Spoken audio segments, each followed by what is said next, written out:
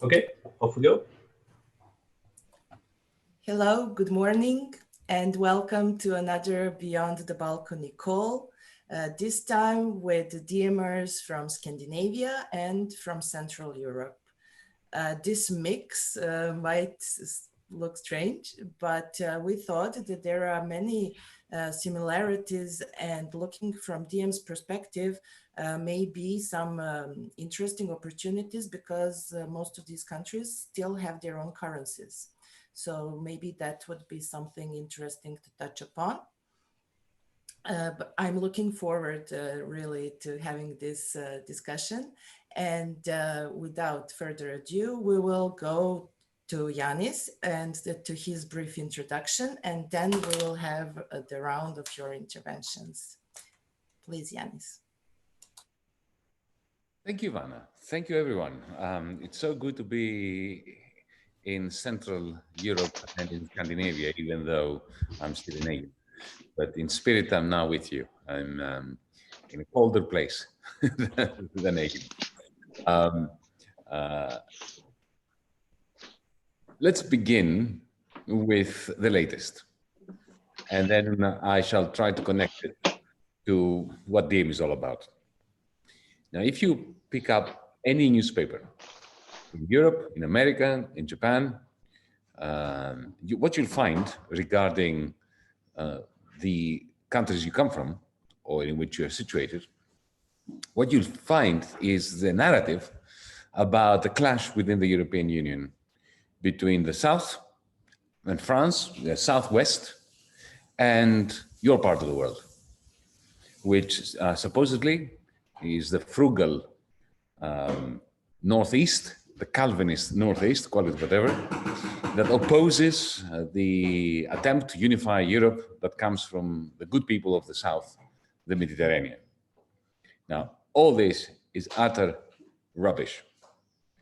And only a movement like DiEM25 can simultaneously oppose austerity, simultaneously support unification, and at the same time reject this narrative of a northeast-south-west divide.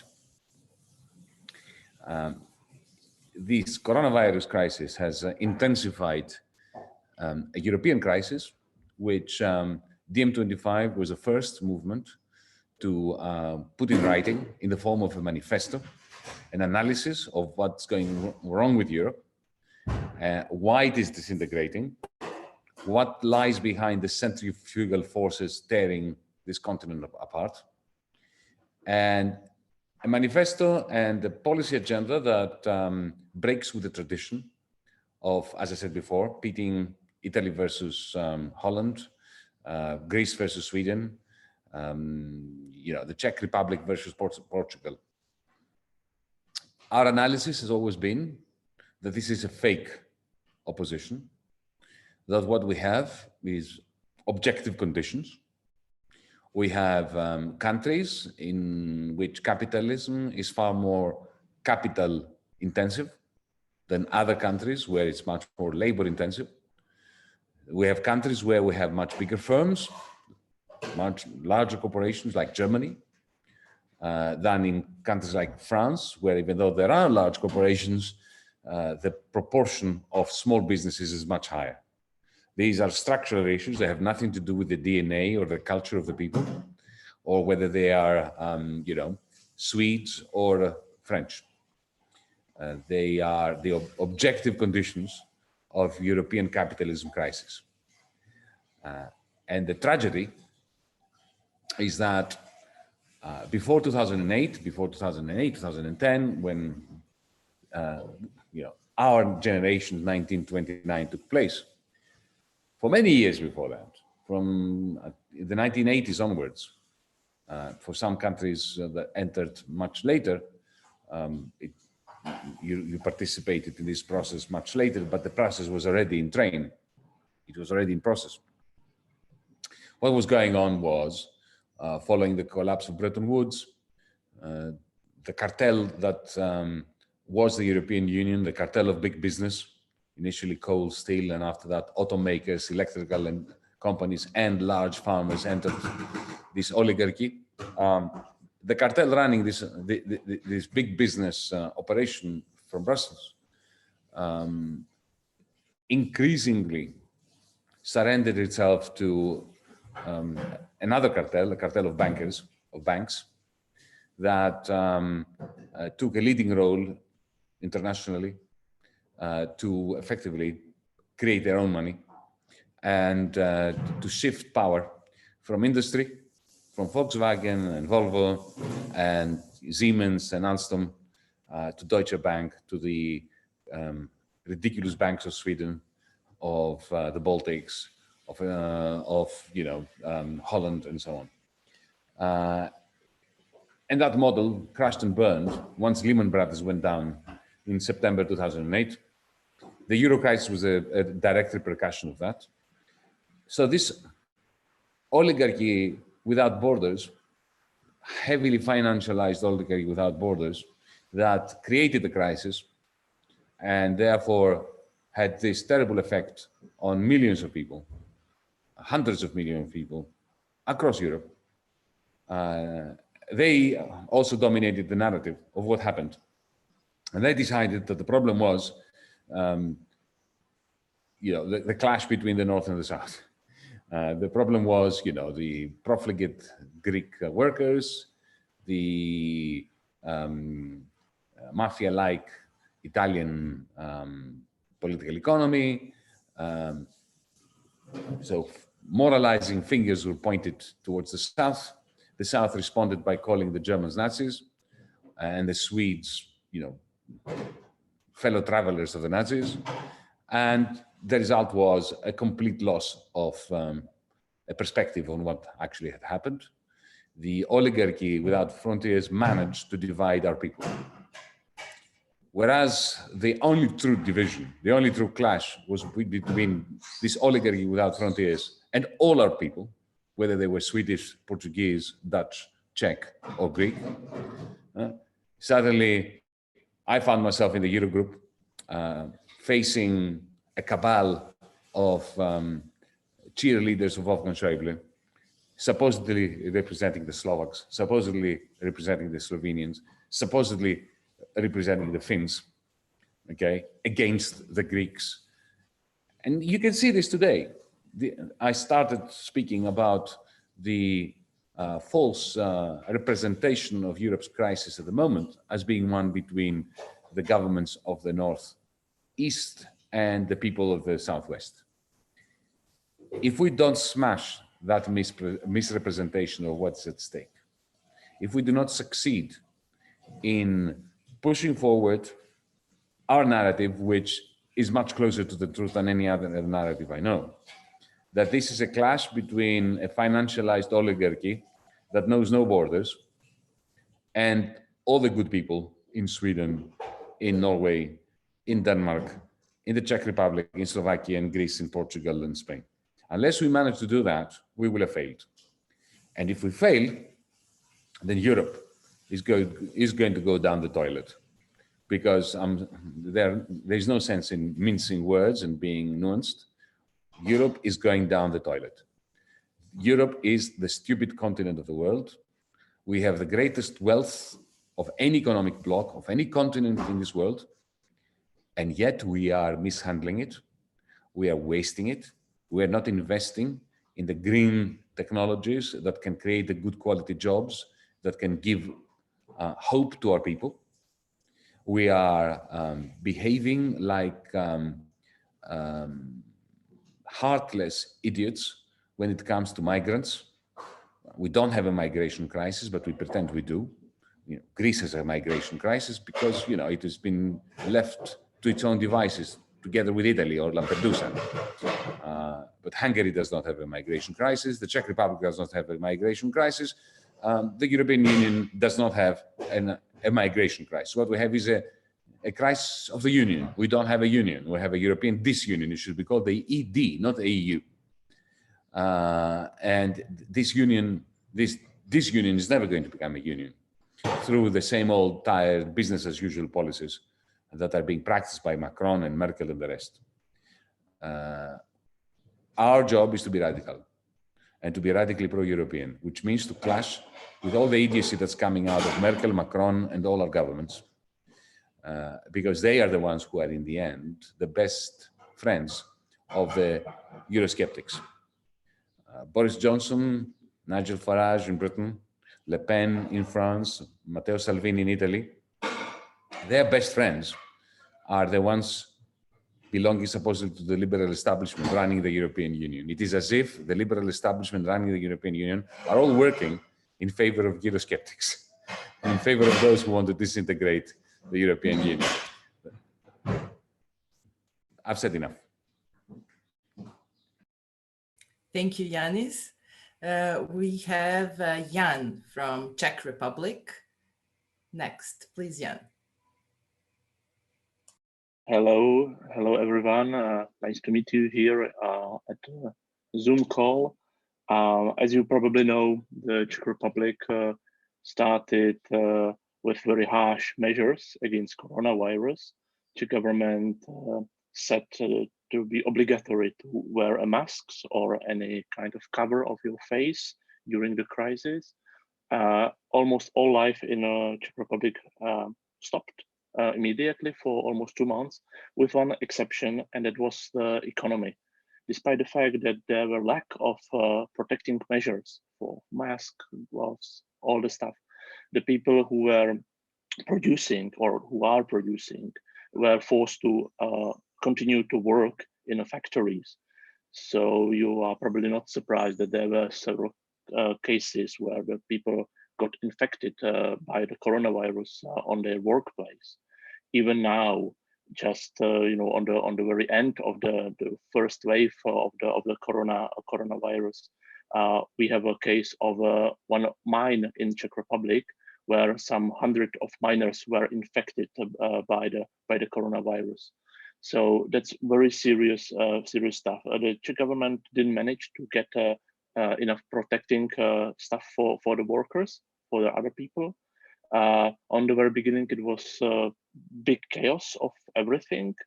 And from the political point of view, what was the response for this crisis was a mixture of, as I said, the chaotic measures with the neoliberal approach. Because of course, what is to be saved is economy, not the people's lives.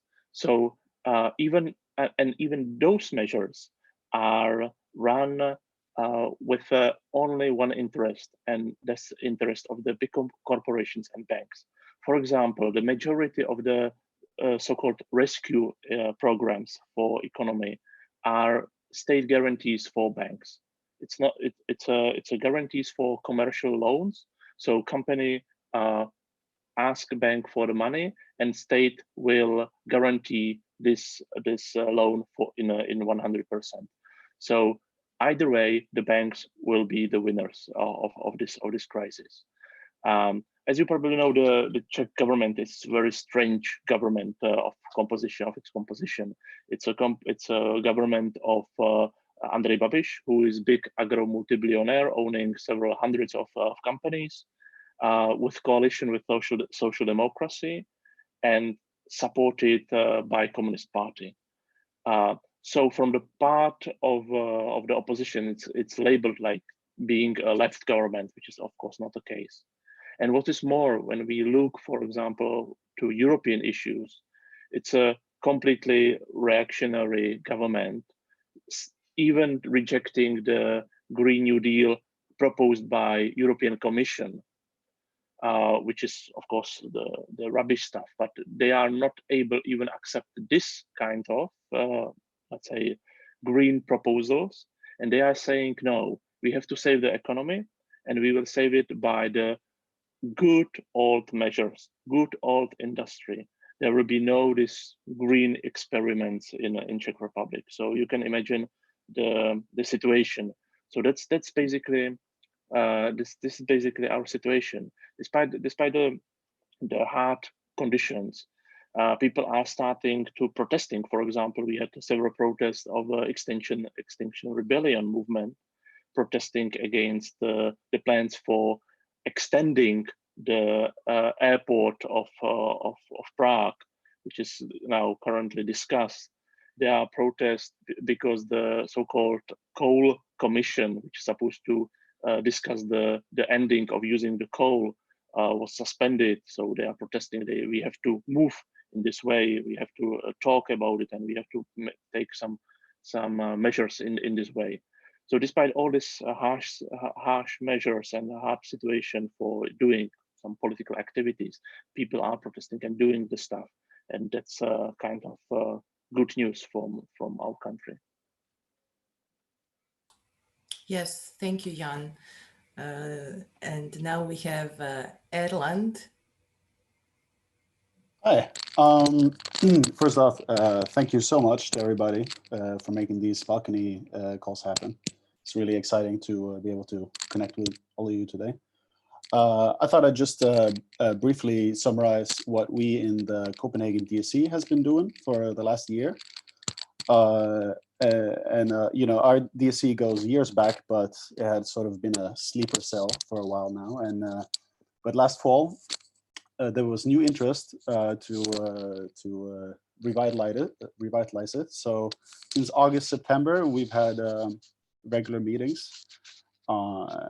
There's been many topics that we've discussed at our meetings, but the two topics that we've spent most time and energy on has definitely been the Danish treatment of refugees and the prosecution of Julian Assange.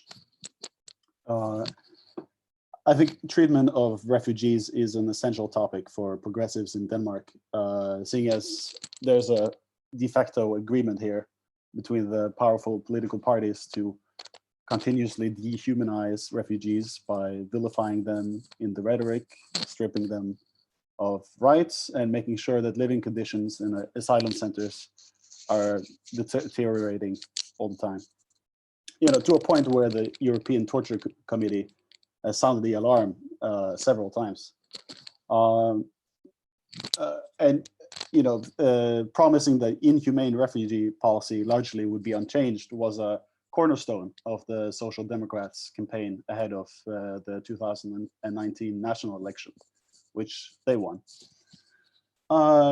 So beyond attending demonstrations for closing of inhumane refugee camps, we have hosted a screening of the excellent refugee documentary Castaway Souls, which was made by a previous inhabitant of the Sjælsmark deportation center. And the screening was followed by a panel discussion with refugee activists and Jacob from our DSC, who co-wrote the DiEM25 immigration white paper. And when it comes to our work with Julian Assange prosecution, we have made opinion pieces for local and national newspapers. We hosted a demonstration in front of the UK embassy on the opening date of Assange's hearings in February. And we are planning and writing a public square exhibition that we hopefully would like to get built and opened by Assange's new hearing dates. And we're also doing early pre-production on an animation video which is aimed at explaining the case for his release. And you know, that's briefly what we've been up to, and that's what I wanted to say. Thank you, Erland, so much. And since I know about this project for the exhibition, I think it's an excellent example how anybody can participate and how easily DSCs can connect on the mutual goal or project. Now we have Antonin. Hello, everybody. Once again, I am glad that I can speak on behalf of Czech NC. I think we want to do some introduction about the situation in our country. I would like just to add some small point. Just I'm also employee of a working company which is international, and I receive daily email from a head of the Chamber of Commerce of Czech Republic. And it was funny that during the highest corona crisis, this man was crying for money and support from state, from government. Instead of asking for protection of employees, he asked for money to cover business. Yeah, it was for me so crazy and can illustrate, and based on such demand from the industry sphere, our government concentrate all the support only to cover business. They completely forget to support, say, people, employees, and so. There is one thing. Second is that our country, as a most of country of the Central Europe, in this so-called, by my opinion, stupid Visegrad group, just covered themselves and resign on any cooperation within the EU. It is also significant for our country and most of country here around us. And after, when they open eyes and start to think about possibility for some support, they start, as they are, especially our Premier Minister, it is his habit just to say European Union is for nothing, but in the other hand, he asks for money from cohesion funds and so on. In this condition, also our say work as a DMers was a little bit frozen at the beginning, but I'm glad that our DSC in Prague started to do virtual conferences, virtual meetings, and start to try to find some solution. Even we try to communicate as a NC with our possible partners, because generally our number of members in Czech Republic is relatively small. But what we have like specific is that we have our comrades in and our members in various organizations, even in various parties. Therefore, we try to keep contact with them and to promote some DiEM's ideas and to concentrate power for some activities. I think for now it's enough. Yeah, only one reaction for Yanis' opening speech. You mentioned the relation north, south, west, east. I think this kind of say relation, or say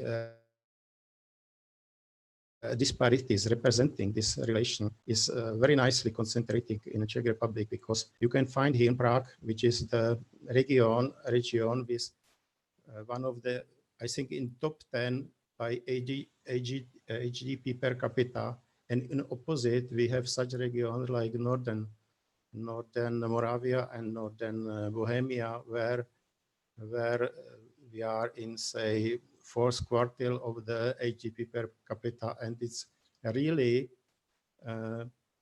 say not good sign of our government that don't pay enough attention to these disparities. I think generally, and I did some small study, that over the Europe it is the same, even in such country like France, Spain, UK, that they have also regions which are in a very low condition against regions with high condition. And this is something which we can use as say arguments for our policy, which sometime which our policy that EU is not fulfilling his original function to increase the good living condition for all, but only for some. If our governments were thinking about people, we wouldn't be here. So we have a major job to do, and to try to make them exactly what you were saying, help the people instead of corporations. Now we have Matt. Matt, the floor is yours. Hello there, Mats, coordinator for Stockholm and also part of the press team in DiEM25. First, a recap of what we've been doing here in Stockholm. A year ago, we had a nice workshop in preparing for the election, and was very good. And many people actually applied for and asked us, how can we vote for the European Union? And I had to tell them, though, there are no such alternatives. So there are big interest among progressives in Sweden for DiEM25, I think. We were participating in the climate march, September 27 last year. And then I guess this year we've been planning for having a kind of webinar in these pandemic times with the title, "The virus is natural, but the crisis is man-made." And let's see how we can manage to do that. Currently, it's like the energy is not that high, and I guess that covers all the Europe or the world maybe. So we try to have this webinar done during the summer or shortly after that. So besides that, also we have been able to activate a lot of members in Sweden, and Stockholm has been the only DSC so far since actually 2.5 years ago. Now after this year, we've had 3 more DSCs created, and so I've been involved in coordination of that together with Yanis. That is very, very good to have people getting activated in Sweden as well. Besides that, I think going back to what Yanis said about the Northeast and North-South, and actually I'm a writer privately, and I wrote an article, and I think this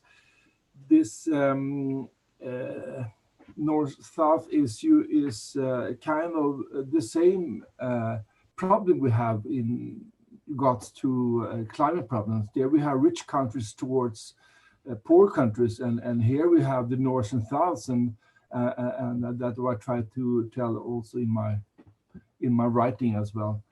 So you cannot. There's a red thread here going here in this class struggle, so to say, not only in Europe but also in the world. In Stockholm and in Sweden, I think the political landscape, quite different. I mean, this is the least radical political country in Europe, which is a bit frustrating. Try to express what you guys express in Europe, like using words like oligarchies and establishment, is like, what? It doesn't exist. You cannot even use those terms. So in this country, it's like, also we are among those frugal 4, the most sneakiest countries in Europe actually currently. And we try to push on that button as well, and tell people that we cannot go on like it. I mean, it's not like people are singing "O Solo Mio" from the balconies here in Stockholm. That's not happening. It's a completely different situation. So here's more like translating the DiEM25 message or interpret it into a Swedish political terms, so it makes sense. And that's, I think, is our challenge. We cannot use words like austerity or hunger in order to trigger people. That will not work. They will say, what? So our challenge is to translate the DiEM25 framework of policies into Swedish workable terms, and how to trigger Swedes in some sense. There are ways to do that, but yeah, that's it's a short description of Stockholm and Sweden, I guess. Yeah. Thank you. Thank you, Matt. And it would be really important also to hear this part of the story, because, you know, looking from this part of Europe to Sweden, it looks like a socialist dream come true, and that's mostly what people think. And, you know, migrations from here are still going towards Scandinavia. Now we have Reddy. All right, hi everybody, glad to be here. My name is Reddy. I'm part of the Copenhagen DSC in Denmark, together with David and Erlen. The first thing I'd like to say is that although there are sympathizers and also members in all over Denmark, the main activities of the Danish DiEM is basically concentrated in the greater Copenhagen area. Hopefully in the future, we're going to establish more links to the others, and they're going to be more active. What I'd like to add to Erlend's discussion is that one main part of our activities right now is spreading the idea of the Green New Deal. Maybe, as you know, is the Danish government has its own aims, more ambitious aims than the European Commission. They have the aim of reducing the CO2 emissions by 70% by 2030. Nevertheless, they follow the neoliberal ways to establish to reach this goal. What they're trying to do is that probably mid-June we're organizing a webinar with people that are close to the Green New Deal. One member of our group has invited Anne Pettifor to explain it, and other politicians, both Danish and European, a couple of them. Our hope is that we can start a discussion, and I can start a follow-up meeting, and we can achieve a follow-up meeting 1 or 2 weeks later with participants in order to explain and discuss even more the ideas of Green New Deal, people that are inside and outside of DiEM. At the same time, we have established links to other grassroots organizations that work at the same level as we do, and discussing the Green New Deal is also one main part of these discussions, of these links. Maybe David will talk more about what organizations they are. And that's what I want to say for now. Thank you. I don't have any hands here, but until somebody... Here, David, thank you. Go on. I thought it was a good idea to just go with the flow. So I'm also from the DSC Copenhagen and originally from Germany, so I'm a bit of a divided subject like Ireland. And first of all, I want to give like a bigger picture, because I think what Erlend also talked about was a really interesting point on the situation of refugees, because we clearly have like a divided society. So some people have the privilege to socially distance themselves, whereas others are suffering in like really closed conditions. So we have those camps that are really precarious and where people are locked like animals. And I think that is one point that we want to raise, to show that we have this really well-functioning welfare state here in Copenhagen and Denmark. But on the other hand, we have the shadow economy that is kind of, putting people in bad conditions. So one aim is to basically put light on this situation of people that are in precarious situations, and we want to extend our scope onto other like organizations and have a valuable effect. So what we basically did like in the last weeks was to establish like a network of different activist groups in order to have like a solidarity movement. Like it's like a mini progressive international. So we have like different local groups and also DiEM and Extinction Rebellion that kind of joined into this network, and we're basically trying to help each other through like solidarity actions, but also through concrete actions like demonstrations and also like writing newsletters. So I think what is important right now is to assemble all the forces and not like stay in the particular fight. So what we try to do is like to generalize like the struggles that we see, like in Copenhagen, for instance. We have the housing crisis, we have the refugee crisis, but I think we need to basically be the ones to connect the dots. So what we discussed in a lot of instances is that we want to be like actors that kind of be, for instance, organic intellectuals, like put ourselves within like different movements and, you know, like see like the bigger picture from outside, but also like be part of certain actions. So we thought about being more involved in the activist milieu, and also having some other activities that are related to the housing question. So for instance, there was one activity that we planned for the next month, which is of course pending on Corona, to show a movie that is called Push, and we want to invite other activist groups to basically talk about the housing situation and how we could change it, because I think one important point is to, like be there with other activist groups and to show that we care about like those people being on the margins, because of course one of the debates is that like Denmark showed like a really strong reaction towards a corona crisis. It helped like his workers, like they were paid almost 70% of their wages. But on the other hand, we have a lot of people working in precarious conditions, like for instance with Volt or like other like career services. And I think this is like the mini version of this North-South divide, because you have like the nationals who are really within a strong, welfare state, and on the other hand, we have like a lot of international workers and migrants who are basically left alone on the side. So I think we should really try to connect with those people, because they are suffering, they are marginalized, and they don't get the same, like support as nationals. And this is something that we want to basically strive towards, like equal treatment. We want to have like better working conditions for international workers. We want to have better communication between like the local bodies and people who are coming to Denmark. So I think that within this bigger picture, we want to be like this activist group that give those people a voice that are kind of left behind. Thank you very much for this, David.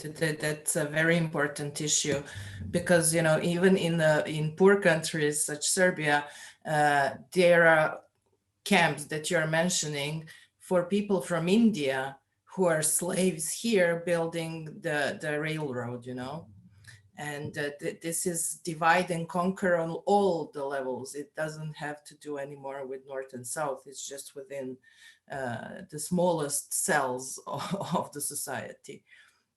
So thank you for that. Boris, you're next.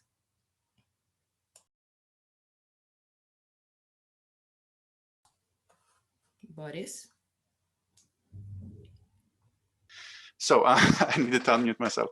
Hello, everyone. I'm from the Gothenburg DSC together with Ulrika here, and we are recently formed.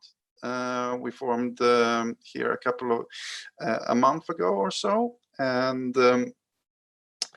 we're constantly growing. We started out with 12 members on the first meeting, and now we're 17 members, with 9 managing to attend the Zoom meetings. And of course, there's always less energy for meetings like this than in-person meetings. Since we're all very new and trying to keep up activity, we've decided to have kind of shorter meetings between half an hour and 1 hour. And we are mostly talking about 2 things. One of them is how the DiEM25 structure works. We're currently going through the pillars of the DiEM25, with 1 member holding a presentation of each of 1 pillar every meeting, and we hold discussions about them, on how we can improve on them, how we can work internationally within DiEM25, how we can apply them locally, and what we think about them in general. We're also discussing what issues we will push after the coronavirus comes down, since we've seen that the political environment is really rebrewing again. I think that Yanis said something long ago, that the political space had retreated and giving ground heavily to the economic space or economic power. And I think we all in the group kind of agree that that is slowly changing, thanks to, in quotations, the corona, which is making government and social power and needs much more relevant again.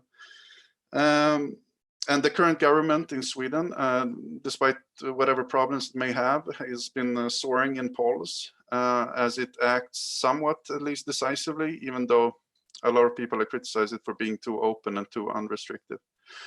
And that's not always the case, even though the argument could be made that most governments soar during crisis, but we've seen the example of Brazil and the proto-fascist Bolsonaro and the mess he has created, where it is clearly, where clearly everyone are turning against him. In Sweden, though, the main focus is just like in the Czech Republic, as our colleague explained, on assisting companies, at least in terms of financial assistance, though some benefits are going to the unemployed, which have a little bit easier access to unemployment help, and home foreclosures and the ability to get kicked out of apartments, for example, has been suspended. In terms of the political questions, our focus is has mainly been on the Green New Deal and on national/EU economic policy, including trade policies and EU bonds, and the ability for the union to assist its members. For example, we discussed the absurd situation where people in general feel distant from the huge political structure that is the EU. Well, at the same time, in practical terms, the EU's ability as this huge political structure to act during the corona crisis was clearly lacking. So it can be said that we're getting the worst of both worlds instead of the best. So yeah, that's a little bit from Gothenburg. That's all. Yeah, thank you. Thank you. Now we have Joe. Hello, hello. So I just figured I'd need to fill in a little bit about Sweden and the current situation here, especially considering what you said, Ivana, the idea of Sweden being some kind of socialist dream or anything like that. It's constantly used in the American debate about what Sweden is or whatever. And that's quite far from the truth. If you look at Sweden today, it's like a picture that's still here from the 70s or about that time. But since the 90s crisis in Sweden, the idea has been that we need to have a budget surplus year from year. So it's been like basically not allowed to do any kind of larger public investments. So it's been all and more the idea that the private sector does the investments, the public will just finance them a little bit. It's the new public management style. And it's been going on for a long time, which has meant that we've been saving on a lot of things, and a lot of stuff is strongly underfinanced. Housing prices are going up, and while the public debt is going down, it means that the housing debt is going up instead. At the same time, teachers like myself are working harder and harder to get it go around, same as healthcare workers are working harder and harder to get their things going around. And right now, our government is partly bragging about having good finances because we have such a low public debt, so we can lend if we need to. The only problem is that the same policies has led to the fact that our healthcare system is now very vulnerable. And it was vulnerable even before the corona crisis. And now, like in many places, most of us have died is in elderly homes due to a lot of private companies, partly taking care of public issues. So that's been a great problem for Sweden. And same as, and it's really a lack of investment, and it's led to Sweden, division between rich and poor has become larger and larger in Sweden. So we used to be #1 in OECD, now we're like number 15, and we're like falling quickest in the world, basically. We're the last in Scandinavia now in numbers of inequality. So equality, that is. So the idea of Sweden being the socialist dream is not, at least not true anymore, if it's ever been true. But it's looking quite bad, unfortunately. So just to have that. Thank you. I think it's also an excellent opportunity for your DSCs to deal with a bit of mythbusters, you know. That would be an idea. Alena, we are going back to Slovakia. Thank you for the word, and thank you for organizing this session. I hope you hear me well. I'm Alena, DSC Bratislava, Slovakia. And I'll mix a bit with the political situation and what DSCs we are doing. Before Corona times, we had a lovely first conference as DiEM Bratislava. Sorry, Alena, sorry to interrupt you. If you could speak up or turn your volume or something so we don't miss what you're saying. Yes. Okay. So coming to our activities, we organized a conference in October last here together with our other leftist organizations, kind of like a launch introduction of DiEM. Then Corona times hit, and we had elections as well at the same time. So it was a fuck up of major dimensions. We have a new government, which is a bit like Cinque Stelle in Italy, a hybrid of all sorts of weird things, but many Catholic fundamentalist elements started to activate themselves. Not that anybody in the country would be interested now in banning abortions, but this is what the current government thinks is the best remedy for the crisis. I don't think it really has any support in the public. I don't think anybody believes anymore that the thoughts and prayers would help us in this crisis, but this is something that part of the government is doing now and something we will have to face in the upcoming days, months, whatever it will take. They are totally new and very chaotic. So like the level of some pan-European coordination now is very poor from the government. They do some social policies though. There's been some state aid to keep employees and like to keep contracts. But you know, the economic problems are slowly hitting, so we will see what this will mean in the future. The good part about the election is that some of the smaller leftist parties that tried to enter were not successful, so they are now coming to DiEM or are interested in DiEM activities. We set up a new group in the central Slovakia, and we have already interested members to launch a second group in Bratislava that will finally kind of allow us to start a structure here.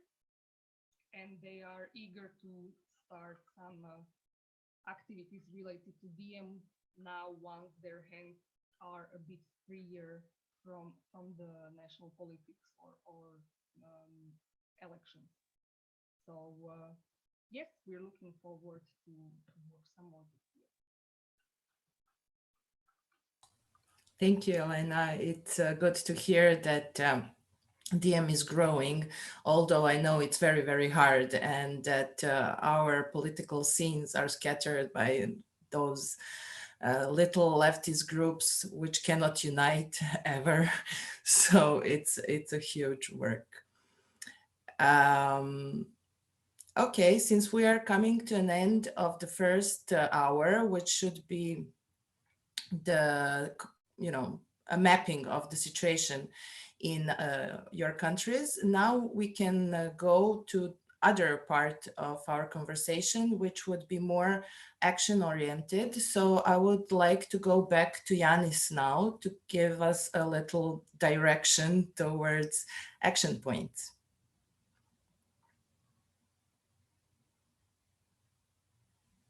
Unmuted. Thank you, Vanna. No direction from me, just some comments.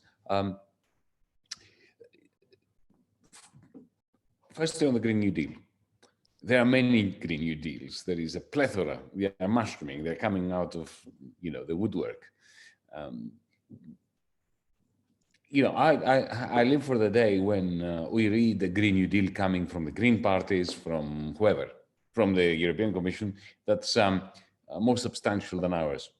And then we can say, oh, look, they had a better idea than we did. Let's adopt it. But we haven't seen one yet. They are usually poor excuses for a Green New Deal. The Commission's Green Deal, they dropped the new.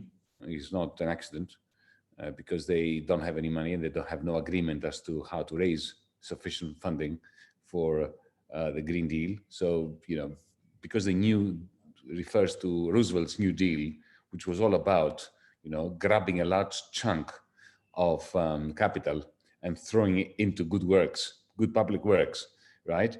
They dropped the new. It's actually quite interesting. It's quite telling that they dropped the new. It's like admitting that they are not going to do that. They are not going to mobilize and energize large quantities of capital in the context of the green transition. So they made it easy for us to identify the major problem with that Green Deal. As for the green parties, the European Greens, Green New Deal, you can see what's happening all over Europe, especially in Germany, where the Green Party now senses that they may be part of a coalition with the CDU. They are effectively abandoning their own green agenda. Even in several cities in Germany, they've dropped their opposition to diesel cars, to diesel bans. They are turning a blind eye to the unconditional support of Volkswagen by the government's various funding mechanisms during this coronavirus crisis. And there is no pan-European financing in their Green Deal. They're talking about taxes, when the real issue in Europe at the moment is that we have the largest amount of money slashing around in the financial sector and the lowest level of investment in green good quality jobs. I was astounded in a debate that I had with Sven Giegold, one of the leaders of the Greens in Germany during the European Parliament election. I just couldn't believe my ears when I heard him say, there next to me, it's on a video as well, that we don't need more money for the green transition because there's already too much money. There isn't enough. There aren't enough projects that we can use it for. I said, what? You know, when the Green Party says that, you think, oh my goodness, you know. So you can see that the co-opting of the green movement has made it essential. On the one hand, co-opting of the green movement, on the other hand, the Commission using the green title in order to continue browning the planet and Europe. So, you know, our Green New Deal remains the only game in town, as far as I'm concerned. It is important to have events like the ones you are organizing, where we invite people from the Green Party, from the Commission, from whatever, to come and give us their ideas. But what it is important to do in those meetings is always to highlight where, you know, DiEM's Green New Deal, the Green New Deal for Europe, stands out. This is essential. You know, we don't care so much about, you know, being innovative ourselves and showing to the world that we are better than others. No, but we care about ideas and we care about policies that make sense and which can actually do something to change the planet and Europe. So it's crucial that we do that. That's point number one. Point number two is that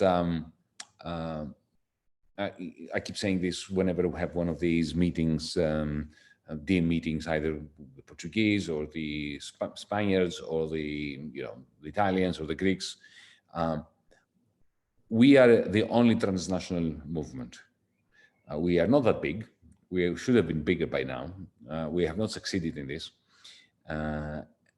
I think one of the failures is that we are too much focused on good policy agendas. There's no doubt that good policy agendas are the missing link. It's what we need, but it's not enough.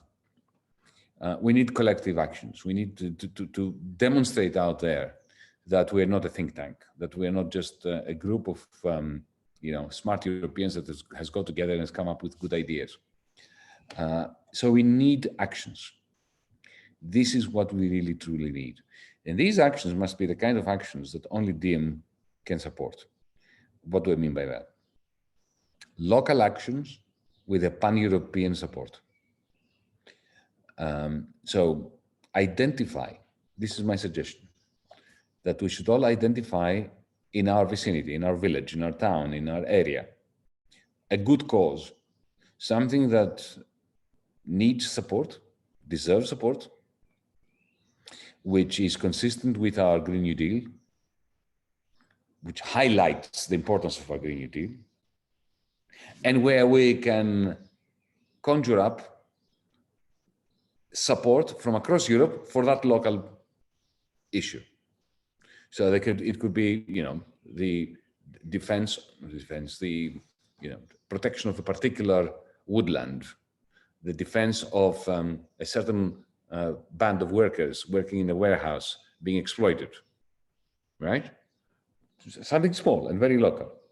But imagine if we can organize a pan-European campaign over that small plot of woodland or that particular group of 10 workers who are being taken to the cleaners in the Czech Republic, in Slovakia, here, there, everywhere.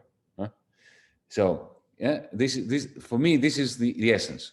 Local campaign with pan-European support. And if we can have one every second week, one in Sweden, one in the Czech Republic, one in Portugal, or every week. Huh? And so this week, all DMers are concentrating on that small woodland area outside Bratislava, right? Just an example, right? Next week, all DMers, Porto, Portugal. The week after that, that's a proposal, a suggestion.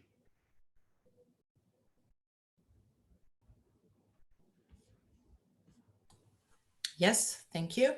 Erland was saying something in that direction about the workers without protection. Maybe that would be an idea or something for you guys to think about and develop it from the local action towards your pan-European support.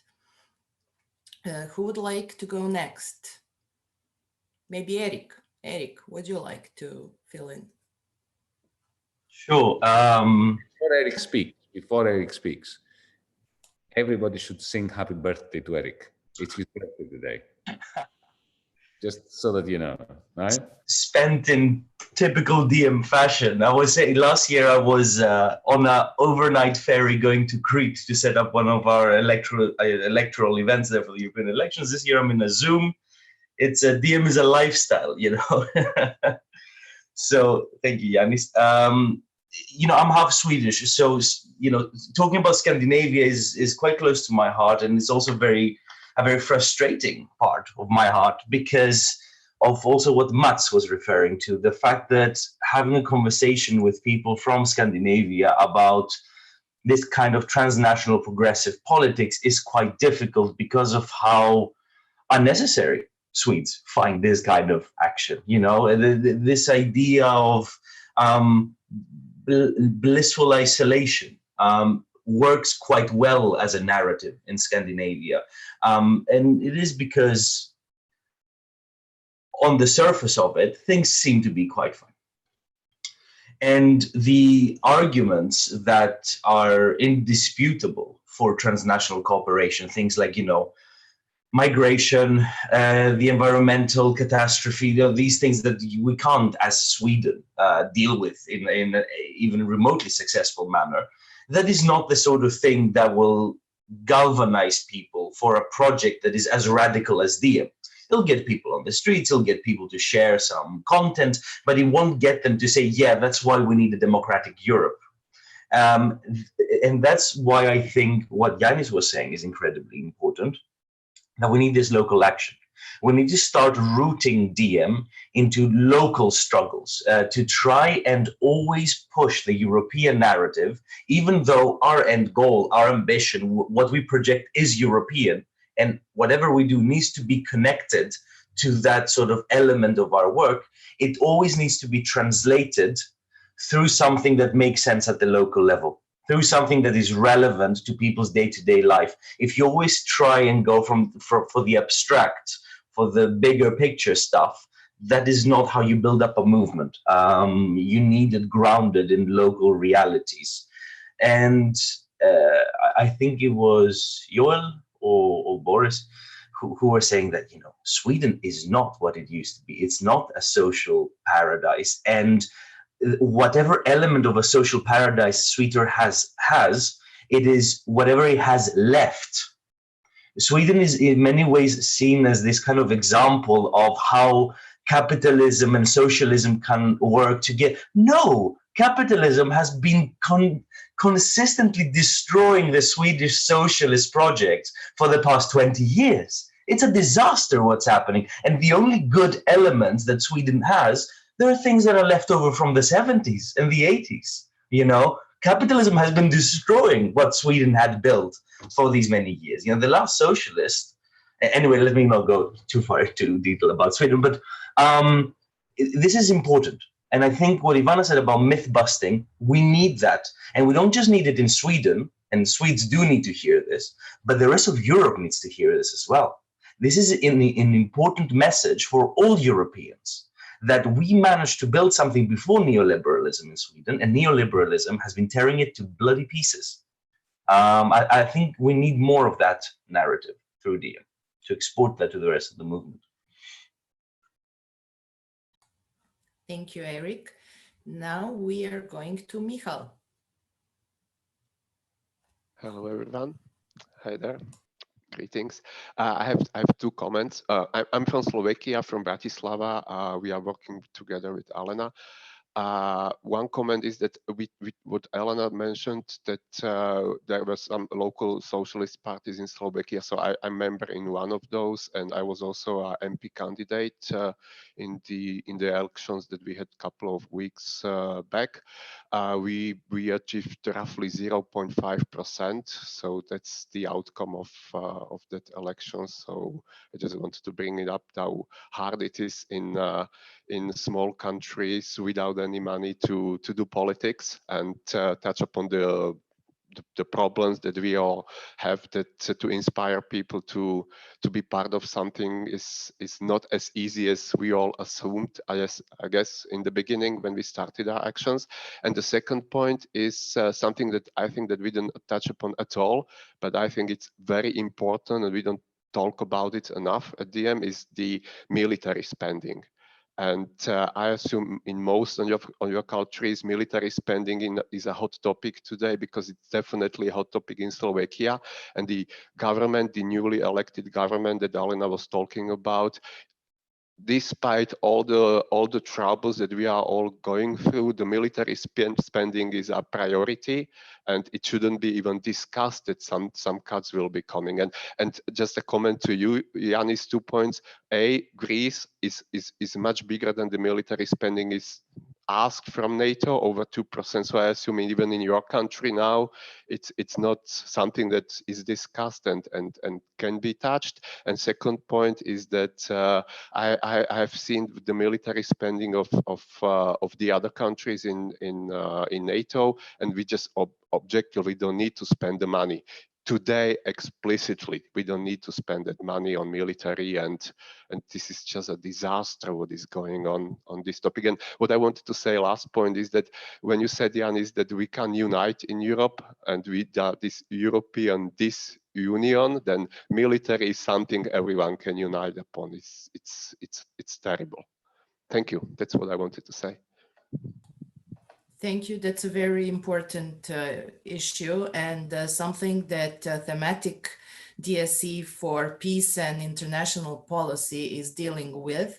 And maybe that's an invitation for those of you interested in not just military spendings, but how much military is polluting, aircrafts and stuff like that. So Michal, maybe you would like to get in touch with our thematic DSC.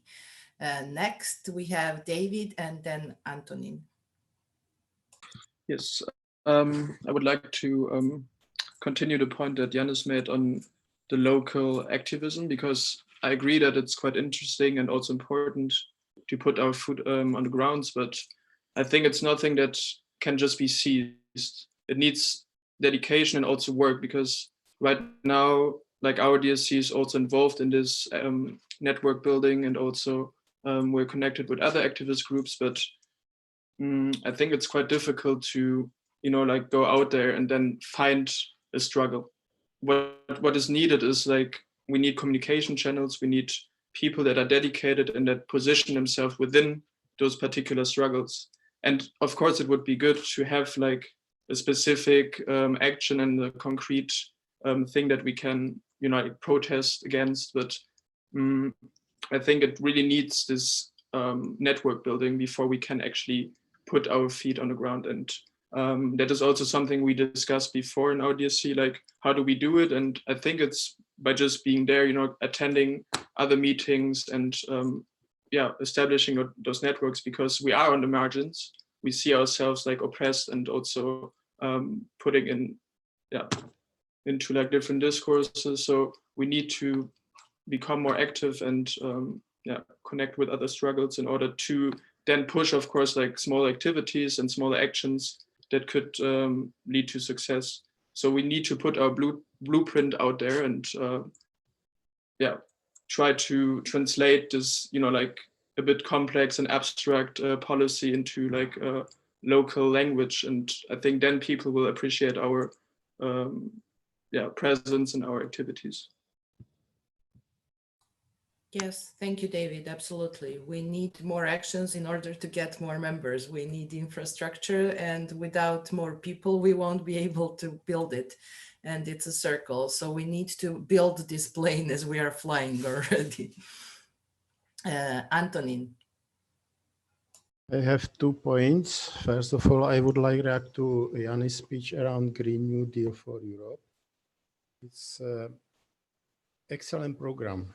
We know, but we are only few in Czech Republic who knows about this program. But if you are speaking about Green New Deal, almost everybody knows something about, but typically it is big mess. On one side, our government is saying we don't want Green New Deal represented by European Commission or presented by European Commission. On the other side, such say progressive party like Pirates would like to have this Green New Deal. Even there was interview with chair of the Pirates, and he was admiring this Green New Deal independently that in reality it means to set up again green capitalism or something like this. In opposite, there is several group in Czech Republic who likes to introduce so-called Green New Deal for Czechia.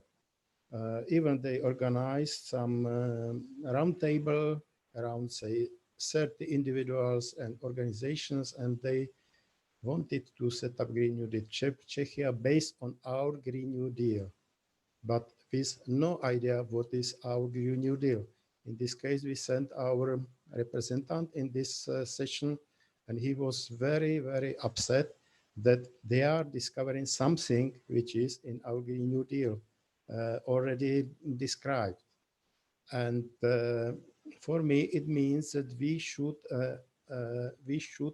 think about way of presentation of our Green New Deal. It looks like that we already lost the name, and something happened that in certain groups in Czech Republic, I don't know if the same is in other part of Europe, Green New Deal means something like very vague idea, and they have again and again discovering what is behind.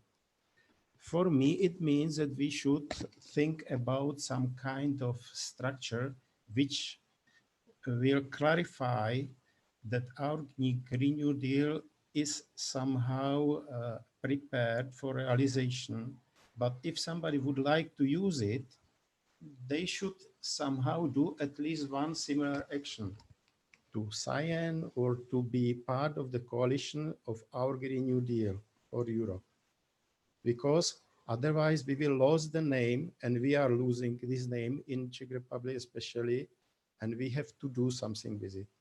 And we can't be, as a relatively small number of members, in every action which call Green New Deal today in Czech Republic. And this is giving me another point which is more or less connected. I am also a member of political party, of newborn political party called Levice. It's something like Die Linke in Germany.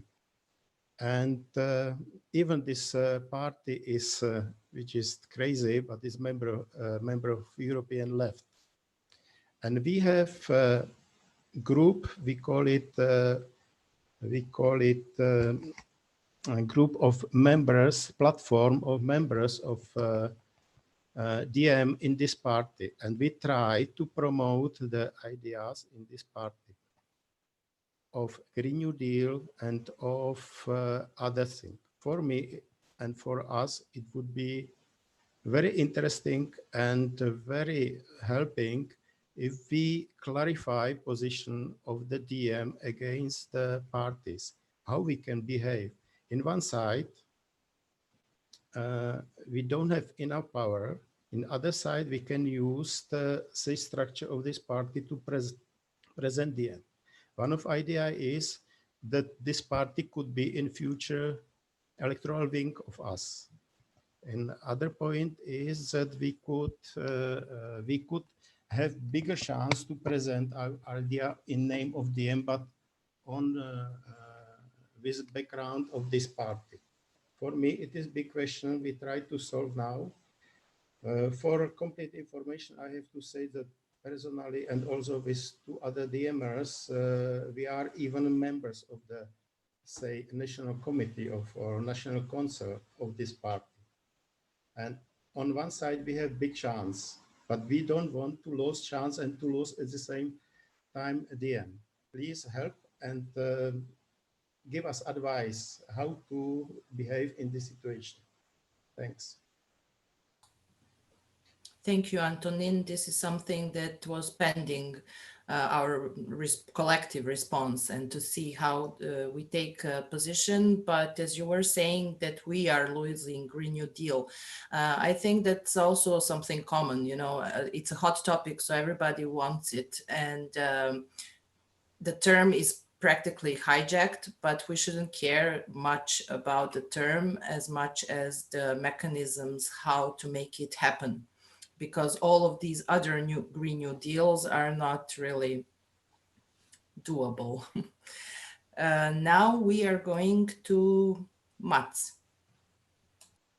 Yes, I want to add some things to my colleagues from Sweden and regarding the destroyed Swedish socialists project. And the problem here is also that we have a specific culture. So the awareness of us having this social project destroyed is not that high. It's like the Swedish culture, political culture is kind of caved in. So we really need to find some triggers to stick a hole in that illusion that we're still living inside. And one thing I think is very important, that we make a difference between us, DiEM25, and the other Swedish parties, which are all are part of a kind of establishment. And that's one thing I think is very important for all the Swedish DCs to point out. That we must make a difference. We are DiEM25, and we do not belong to the other guys here in the Swedish parliament. We want to do something different and bring forward the radicalism of DiEM25. Also, I was thinking, well, what can you guys in the CC do? Well, one thing is, of course, to show up here in Scandinavia or in Sweden or wherever, and we all know who's number one on that wish list, but let's see. Another thing I think that you guys can do in your articles and wherever you go is like challenge the Swedish government, challenge the Swedish idea of what we are, and be brave and point at us not only as a dream, point at us as what we have, and try to stick a hole in that bubble that we live inside of. That's my begging for you to do, actually. Thank you. Thank you, Matt. Christos. Hello, everyone. I hope you can hear me. My name is Christos. I'm from Greece, specifically from Crete. I've worked in China, in Europe, and I'm in the Czech Republic. And I live in a small city called Mladá Boleslav, where Škoda is located, and is this rather small city and a really large factory. And even though there's all these interesting things regarding house prices and how, let's say, the unions had to fight to be allowed to stay home on 70%. There's other things like the refusal to even fix the roads, or, for example, which is ironic, obviously, in the city which produces the cars, the most popular car in Europe, our roads are terrible. But though I wanted to talk about that subject more and how there's less, Volkswagen is reducing the amount of contracts they are giving to these companies that support good jobs. I wanted to touch on the previous subject of how we want to find a specific subject to concentrate on and mobilize all DSCs around Europe to, let's say, take action for every 2 weeks, one time. So I'll give you an example in the Czech Republic. I've learned through a friend of the DSC that in the Czech Republic, the Czech Parliament has voted to retain the requirement of sterilization for trans people claiming a gender identity. This means that when people want to transition in the Czech Republic, they have to be sterilized, which is inhumane. And this comes also not long after what's happened in Hungary, where they are completely refused that, which is a violation of their human rights. So my point is, this could be something. It could be something that all DSCs show up to the Czech, what do you call it, embassies in various countries, and just on that one subject. Or for example, the last time we did something similar was with, not me in particular, but what we did with Julian. We basically all mobilized outside embassies. So it's kind of an easy, more straightforward thing. You find one subject, use, in the case of Julian, violation of his rights, and mobilize all DSCs to go outside an embassy and protest. That's all. Thank you. Thank you, Christos. Now we are going back to Erland. Hi. Yeah, I just wanted to say I'm excited to try to take on some local struggles here in the Copenhagen area and in Denmark. And I think one example of such a topic is the housing crisis and all the general trouble with social housing that is happening here, where the Danish government has essentially given themselves the mandate to declare a neighborhood of social housing a ghetto, and then throw people out, mainly minorities, and sell the house on the market, which should, be a good basis to talk about what is humane social housing practices. And one more point, and that is the topic that some of our Swedish comrades have talked about, and that is how do we talk about the progressive pan-European policies that we have in Scandinavia, where to a certain extent you can still talk about a politics of plenty, people feeling we are well off. Austerity, that's something that's happening elsewhere, and whether that is true is up for the debate. But I think one Danish angle is to talk about just how undemocratic the process of putting Denmark into the European Union was. Beginning with the referendum on the Maastricht Treaty in '92, which was rejected by Danish voters. But then, if the people vote wrong, you just have a referendum the next year, and you change some bits. So of course now we are a part of the union with the 4 big exceptions, which Danish politicians in the years after have tried several times to get rid of through more referendums.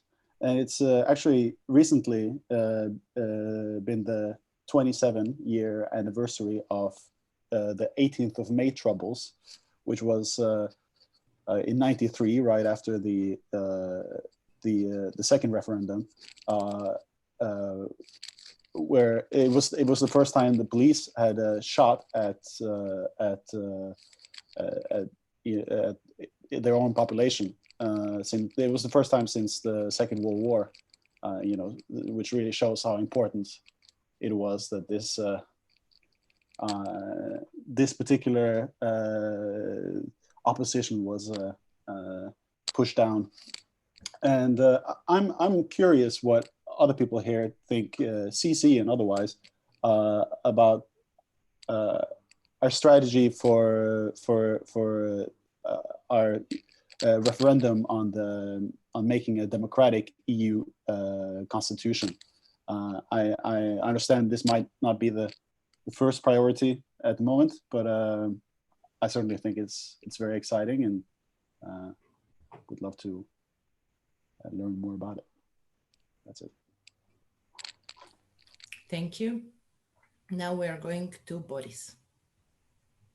Yeah, no, first of all, in regard to this that Erland just said, that's so true. I'm writing actually my thesis on empowered deliberative democracy right now. And in one example here in Gothenburg, on the first meeting, they voted to have like a little trip to this kind of zoo, which this residential company, it was just an experiment, pilot project, 100,000 krona. People could vote on different projects. And it won, and it was supposed to be happening on one day, and nobody showed up. And when they called the people and told them, why aren't you showing up? You voted for this. They said, well, we didn't actually think it was going to be happening.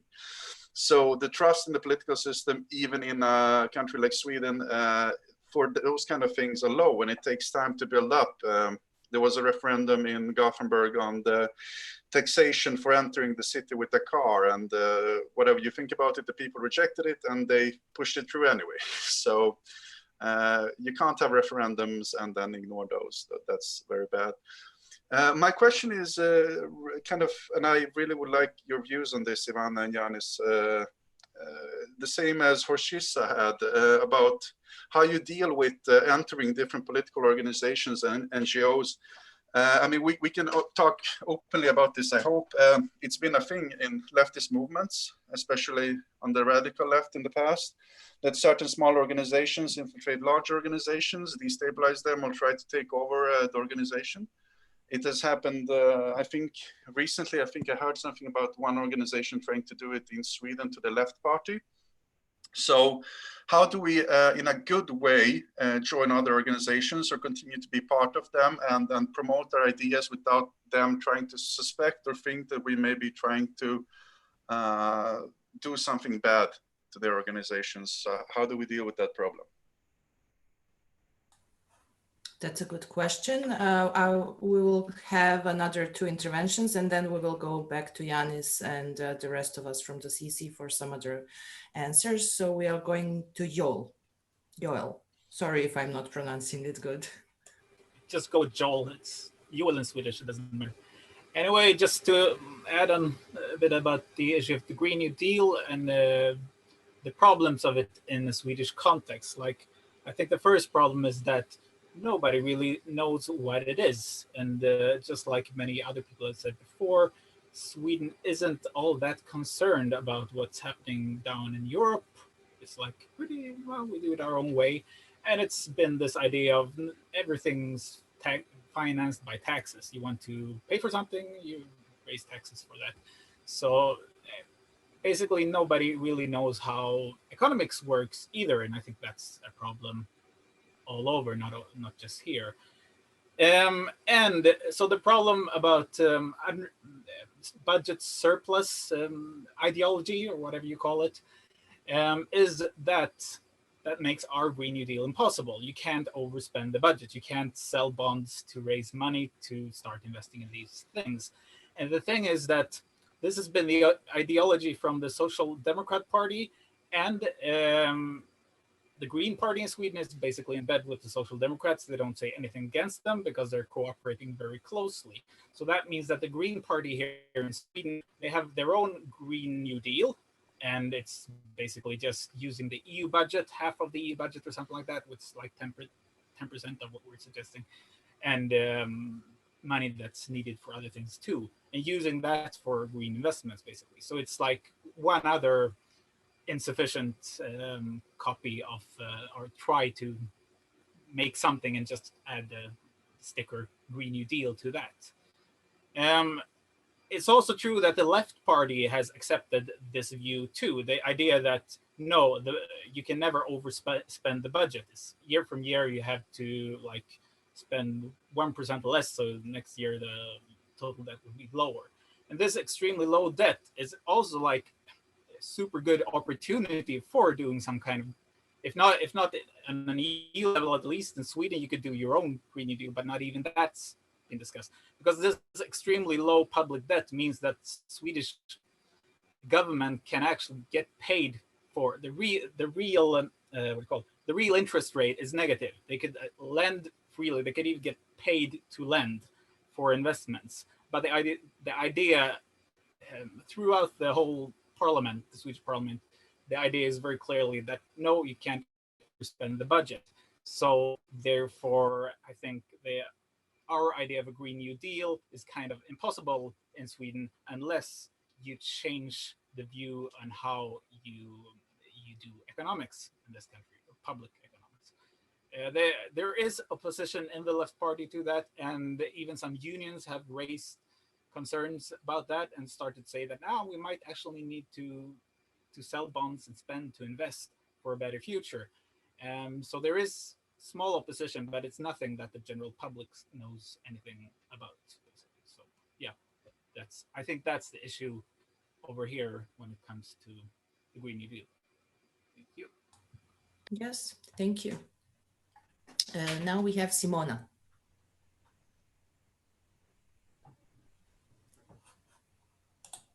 Simona, we don't hear you. No, we don't hear you. We will go. Now? Yeah, yes, better. Great. Okay. As I was saying, I have some internet issues today.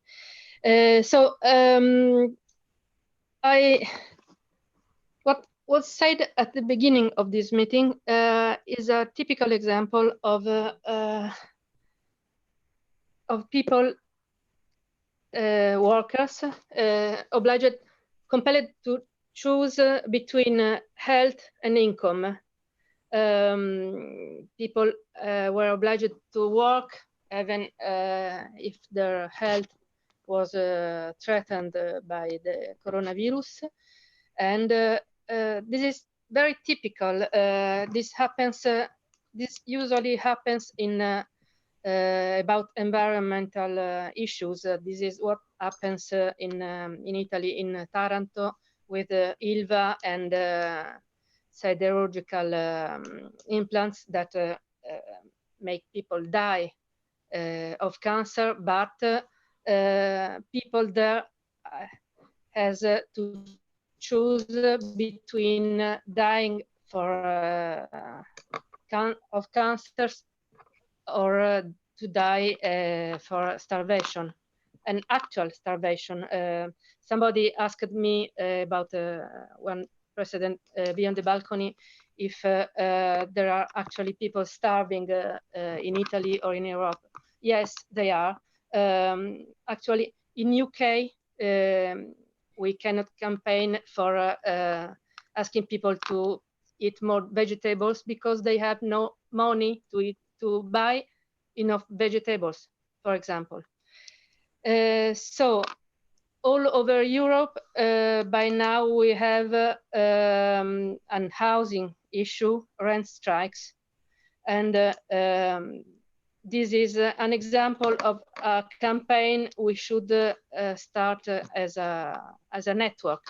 DiEM best asset is to be European, and we should convey this meaning. We are European, our fights are all European, by networking our campaigns. We must act locally, but on an European basis. So, and this we should do about GNDA. It's we should convey the meaning of our GNDA through campaigns, and I think it should be the CC who start the ball rolling about one specific campaign. We should be systematic and push one simple concept at a time all over Europe, hammering it, and in order to the better way to convey a meaning, to make people understand and activate on a meaning, is to hammer it and to push it through actions, but not simply actions. You need to give a meaning. The actions need to be to make sense, to convey a sense. So, for example, it's just an example. We could campaign about housing to convey the meaning. It's an European issue, and it's about the fact that we don't want to be compelled to choose between health and income, health and housing, and so on. So this is my suggestion. Let's kickstart simple campaigns on simple concepts that are inside our GNDA, and promote our true GNDA through those actions and campaigns. Yes, Simona, exactly. People are forced all over the world, and of course in Europe, to choose between health and food on the table. And that's why these workers were still going to factories with no protective measures or anything. And that's something that should be dealt with, I think, with the part of basic goods from our program. Now we're going back to Yanis. Thank you, Ivana. Three things, issues, in response to invitations to comment on them. First, regarding other parties like Levice. Secondly, the Constitutional Assembly process and a democratic constitution for Europe. And thirdly, the point you made about austerity and primary surpluses in countries like Sweden. Or maybe I can start with that, which is a more technical part, and then move to the more highly political issues. The tragedy of the austerity narrative is that it sounds very convincing while being so wrong, that it's so misleading. So, you know, most people, if you say to them, look, putting some money away and saving some money and having it as a backup is a smart thing to do. And when they're going to get stuff, when your income falls, the rational thing to do is to cut down, because if you don't, then you'll become, you know, a prisoner of some lender, whether it's a market or a bank or whatever. Now, who can disagree with that? This is precisely true for you, for me, from a small company, a large company. And it is simultaneously completely untrue when it comes to a macroeconomy, when it comes to Sweden, to Greece, or to the European Union, for that matter. So this is the difficulty. It's a little bit like trying to explain to somebody who doesn't know anything about physics that at the level of the quanta, Euclidean or even Einsteinian physics that doesn't work. You need a degree of expertise in order to grasp that. But my recommendation to anyone who wants to defeat the Austerian argument is a simple narrative. Just say that, look, what applies to you does not apply to the economy. And the reason is really very simple. In your case, you are blessed by an independence between your income and your expenditure. So if you reduce your expenditure, if you don't go out tonight to go, if you don't, well, now in the coronavirus situation is different, but yeah, I was going to say if you don't go out to a restaurant, well, I suspect in Sweden you still can go to restaurants, right? Here we still can't. I think they open up on, yeah, okay. So look, if you don't buy stuff, over Amazon, right? At the time when your income is shrunk, that's a smart thing because your income is not affected by the fact that you are spending less. Your income is whatever it is, right? So there's this splendid independence between your income and your expenditure. But in the case of all of us together, our incomes are our expenditures. So if during a period of a recession, when private expenditure is coming down, the state saves by spending less, then the total expenditure, private and public, shrinks faster. That means that GDP shrinks faster. And what happens is tax revenues shrink. So you end up with even more of a deficit because you try to cut down. The only way of escaping that, and that pertains to Sweden, Germany, Holland, is if you make up the difference with stuff that you sell abroad by net exports. But if you have net exports, if you rely on net exports, which is what Sweden does, which is what Germany does, which is what Holland does, effectively, you want others to have deficits because otherwise you can't have surpluses. And it is very hypocritical to turn to the Greeks, to the Italians, to the Brits, to the British for that matter, and say, oh, you have deficits, while celebrating the fact that you have surpluses. And even if you move away from that, they say, who cares? You know, we only care about our country, so let the others have deficits. Yeah, even then, that's not a very clever way of being selfish, because what do you do with the surpluses? You know, you have all this money coming into the country from the net exports, they accumulate, right? There isn't enough demand for this money for investment within your own country. So what you have to end up doing is you have to send it abroad. Your banks will have to lend it to foreigners. So effectively, your savings you have to entrust with foreigners who are in deficit and will have a crisis. And you will lose the money unless you send the Troika or the Panzers or whatever in there to reclaim it. Okay? So in a sense, the surplus policies of Sweden, of Germany, of Holland are creating centrifugal forces that are pulling Europe apart. So you can't present yourself as a good European while at the same time having a business model based on surpluses. Okay, point number one, that was that. Now let's move on to the political issue that Antonin mentioned regarding membership of another political party. Look, Antonin, let me remind you that when we created DiEM, we had no intention or direct intention of creating a political party. So, you know, all our members were most of our members were already members of other political parties, like Die Linke in Germany, like Podemos in Spain.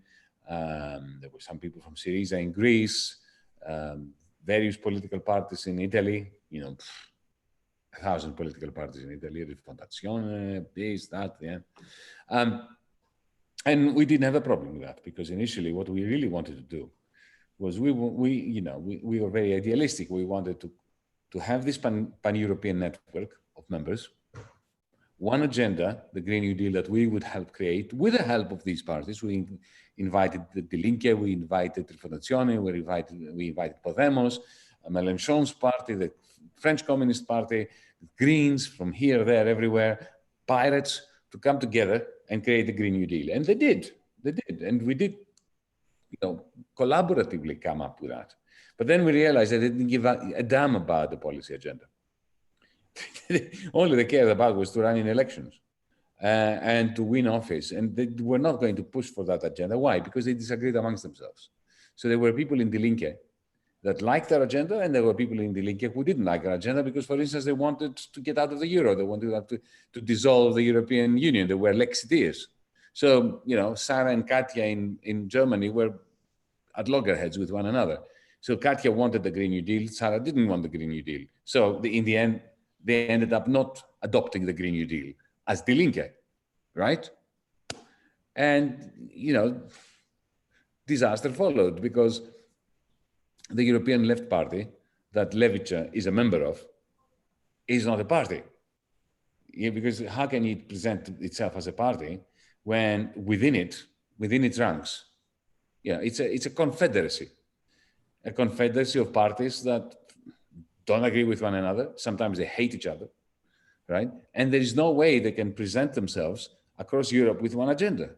Because you have in the European Left Party, you have Mélenchon, who wanted France to leave the European Union altogether. You had Syriza, that signed up on everything that the Troika wanted, because the number one priority for Syriza was to stay in the euro. And then you had, you know, good people like the Communist Party of France who were divided amongst themselves, blah, blah, blah. So no agenda. That's why we created the European Spring and our own electoral wings and our own parties. Like in Greece, like in Germany, in Denmark, we went into an alliance with Alternativet and so on. Okay, so where does that leave us, Antonin? Because your question remains pertinent. Firstly, there is no problem in you belonging to Levica or to, you know, anyone belonging to any party whose fundamental principles do not clash with our manifesto. If anybody were to belong to the Alternative für Deutschland, then yes, we would have a problem because that would clash with the principles of the manifesto. But with Levica, we don't have a problem. If you and your comrades in Levica can push for Levica to come, you know, to discuss our Green New Deal with us. We don't want to impose anything on anyone. We do not have the monopoly of wisdom, right? But what I personally disdain, I abhor, is the fact that they don't care about even having a conversation because they're not interested in an agenda. Because if they are part of the European Left Party, they can't really have an agenda that is pan-European. So if you, Antonin, can push them to adopt the idea of a pan-European agenda, of one agenda across Europe. If they don't adopt that, they're not internationalists, then they're not Levica, because I believe Levica means left, right? You cannot be left and not want a pan-European agenda. And then sit down with them and say, okay, guys, here is, you know, I belong to DiEM as well as to Levica. Here is what DiEM proposes. What don't you like about it? Tell us, where are we wrong? What do you want to take out? What do you want to add? But on condition that this process would lead to an agreement, and then once you agree that this document is a good one, you will agree that we should have it across Europe. And so that I think is a good process. You will be disappointed, I'm sure, because in the end, they don't give a damn. This is how these existing parties function. But it's a good thing to do, to keep pushing and to keep pushing. It's the best you can do in a country where DiEM is very, very weak and not capable of creating its own electoral wing. Ideally, Antonin, I think we should set up an electoral wing, a DiEM electoral wing in your country.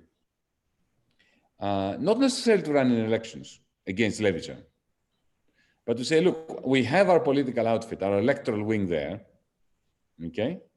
And if you want our support, if you want DiEM support, you have to form at least a coalition with our electoral wing in your country, or our electoral wing will give you its support, you know, on condition that there is a common agenda across Europe. I don't know whether that answers your question, but I think that's the best I can do at this stage. And now let me turn finally to the question of the referendum for the European Constitution. Look, to have a referendum, you have to have a question that you put to citizens. The difficulty is formulating the bloody question, right? What is the question going to be? You need to have a document. You say, do you want this to be our constitution? The difficulty is getting to that document, not so much doing a referendum. If we had that document, then, you know, most of the work will have been done. This is why it's part of the manifesto of DiEM25, and it was also part of our European Spring Green New Deal. The so-called constitutional assembly process. The idea that we inaugurate a process of constitutional assemblies beginning at the regional level, moving on to the national level, and then having one grand constitutional assembly at the pan-European level, the purpose of which will be to draft one or maybe more competing texts as,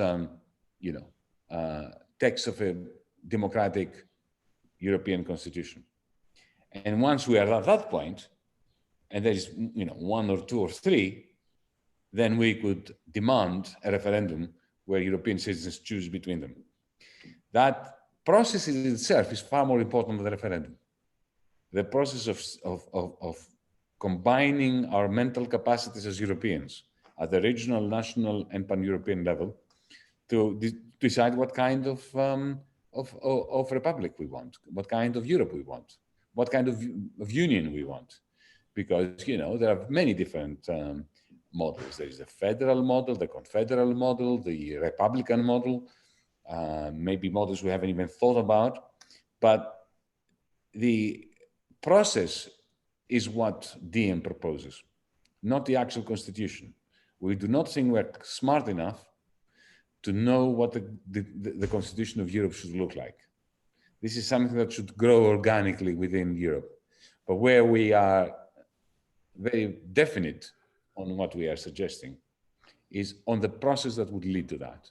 And the beauty of a constitutional assembly process, as demonstrated so elegantly by the Irish Constitutional Assembly leading to the referendum on abortion, is that through sortition, you can create a process whereby, like jurors, citizens pass judgment on different proposals, and you have a step-by-step process leading to a text that captures this participatory collective drafting of a common vision of what a democratic constitution of Europe might be like. Okay. Thank you. I hope that this answers some of your questions, not all of them, of course, because we have many of them coming to us every time we speak to each other. Therefore, we will have another call, which won't be live streamed, a follow-up call, so we can discuss further whatever we touched today. So to wrap it up for today, some interesting points that we have heard and raised are local campaigns that should get pan-European support. Some mentioned were housing and migration. Also myth busting as something that you can make your own label. And of course, we can start planning a CC visit to Scandinavia whenever Corona allows us to travel again. And that would be it. I very much enjoyed this conversation, and I'm looking forward to the follow-up and our continuous actions and plans together. Carpe diem and be well. Bye. Bye. Thank you. Bye. Bye. Thank you. Bye, everybody. Thank you. Bye-bye. Bye.